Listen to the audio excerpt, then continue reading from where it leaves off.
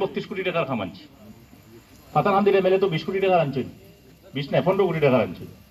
15 কোটি আনছেন, আমি 32.5 কোটি টাকা আনছি। এর আগের বারও আমি জানতাম থেকে বেশ আনছি।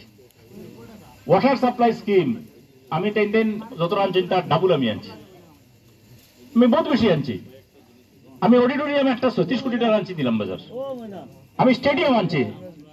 গতিকে যথেষ্ট খাম আনতাম পারছি। আমি যদি হিন্দু মুসলমানের যদি লড়াই থাকতো তো মুখ্যমন্ত্রী আমার দিল না অনেক, তুই তো মুসলমানে মেলে আমার তো দিল না অনেক।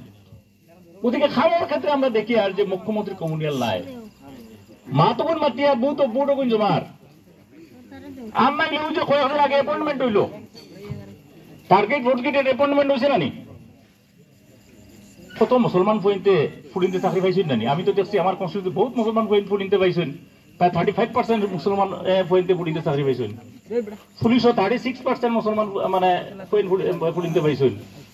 ও কয়েকদিন আগে এপিএসসি যেটা হইল কি আসামের প্রশাসনও যারা চালায় এপিএসসি অ্যাপয়েন্টমেন্ট দেওয়া কত মুসলমানে পাইছে।